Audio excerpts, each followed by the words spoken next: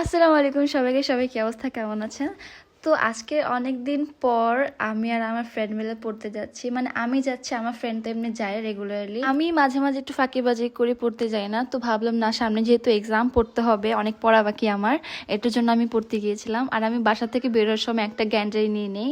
আর এটাকে আপনারা আপনাদের ভাষায় কি বলেন? আমরা তো আমাদের আঞ্চলিক ভাষায় গ্যান্টারি বলি, বা অনেক এলাকায় অনেক রকমের নাম আছে। এরপরে চলে গিয়েছি আমরা আমাদের পড়ার এখানে। আসলে আমরা অ্যাকাউন্টিং পড়তে গিয়েছিলাম, তো পড়তে গিয়েও আমরা স্যারের আড়ালে আমরা দুষ্টুমি করতেছিলাম, কথা বলতেছিলাম। হিসাব করে লাভ কি? আমরা শুধু মানুষের ব্যবসা হিসাব করি, কি লাভ? আমাদের কোনো টাকা পয়সা দেয়? আমরা যে মানুষের এত এত বড় বড় হিসাব করি।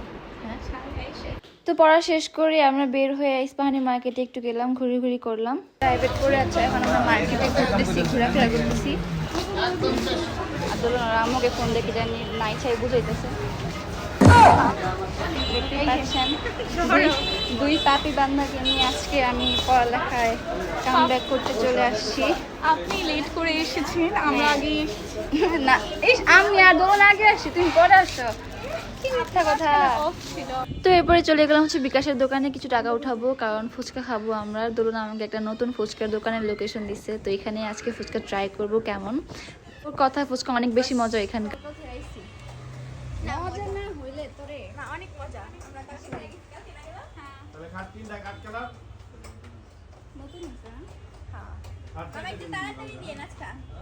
তো এরপরই মামা হচ্ছে আমাদের জন্য ফুচকা 3 প্লেট বানানো শুরু করলো।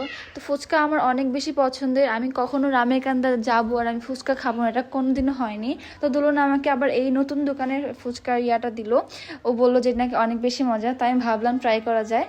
আর এই ফুচকার দোকানটা কিন্তু একবার নতুন হয়েছে, একদম রামেকান্দা বোর্ডিং এই। তো মা আমাদের ফুচকা দিয়ে যায়, আর ফুচকার আউটলুকটা খুব খারাপ ছিল না, খুবই ভালো ছিল, দেখেই মনে হচ্ছিল অনেক বেশি মজা হবে। আর আমি ফুচকা দেওয়ার পর হচ্ছে টক খুঁজছিলাম। আচ্ছা মামা, টক দিয়েন। টক আর হচ্ছে কাঁচামরিচ। ও লাইট জ্বলছে, এখন বুঝতে লাগতেছে। ফার্স্ট টাইম হচ্ছে আমরা এই দোকানে চটপটা ফুচকা ট্রাই করবো। এটা দেখে দারুণ লাগতেছে আসলে, কেমন হালকায় দেখে বুঝে দারুণ লাগতেছে এই টকটা। টকটা ভাই এটা সেই লাগতেছে।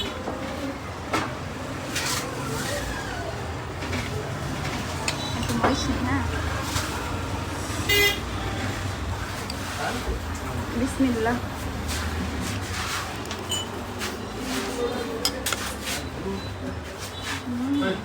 মজা না? অনেক মজা।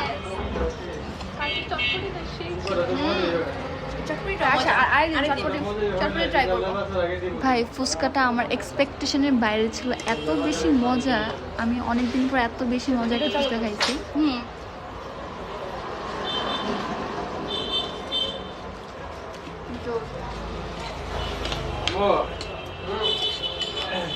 কালকে কিন্তু মেলা টাকা দিচ্ছি।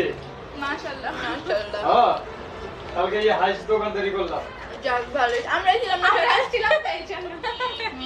বরকত। কালকে আলহামদুলিল্লাহ। আর এইদিকে মামা আমাদের বলছিল যে ওনার দোকান দেওয়ার পরে গতকালকে নাকি ইনশাআল্লাহ দেখেন আরো বড় হইলো। তো এটা খুবই ভালো একটা খবর, আমরা অনেক খুশি হয়েছি শুনে। মামার খুবই দেখে আমরা অনেক খুশি। আই থিঙ্ক উনি যদি এইভাবে সৎ থেকে সবকিছু ঠিকঠাক রেখে ফুচকা দোকানটা চালায়, আই থিঙ্ক আরো গ্রো করবে ওনার দোকান। ফুচকা ঝাল লাগতেছে, ফুচকাটা অনেক বেশি মজা ছিল। থ্যাংক ইউ তোমাকে। আমি বলছিলাম ফুচকা মজা না হলে থাপড় মারবো। সব হিডেন টেস্ট খুঁজে বের করি আমি। ঝাল লাগছে বাট মজা লাগছে। চলো, ও এখানে একটা মিরর আছে, আমরা যে মিররের একটু ছবি তুললাম। তোমরা কই আসো, মিররের ছবি তুলে আসো। তো থ্যাংক ইউ তোমাকে এত মজা একটা ফুচকা খাওয়ানোর জন্য। এই তুমি আসো। চলো, আমরা এই দোকান থেকে খাইছিলাম। নাম কি? নাম নাই না, নাম দেয় না এখনো। সবাই এই দোকানে ফুচকা খাইতে আসবেন, অনেক বেশি মজা এই দোকানের ফুচকা।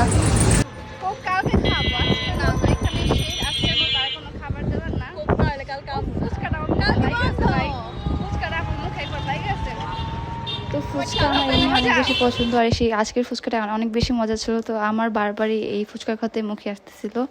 তো আমি আর আমার ফ্রেন্ড রিক্সায় উঠে যাই বাসার উদ্দেশ্যে, না মানে ইতালির উদ্দেশ্যে। বারবার বলছে আমি প্লেনে বসে আছি, তোমরা বিরক্ত কইরো না, বুঝতে পারলা?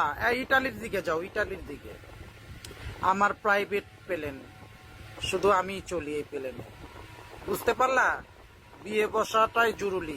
আমি বারবার বলছি আমি প্লেনে বসে আছি, তোমরা বিরক্ত কইরো না, বুঝতে পারলা?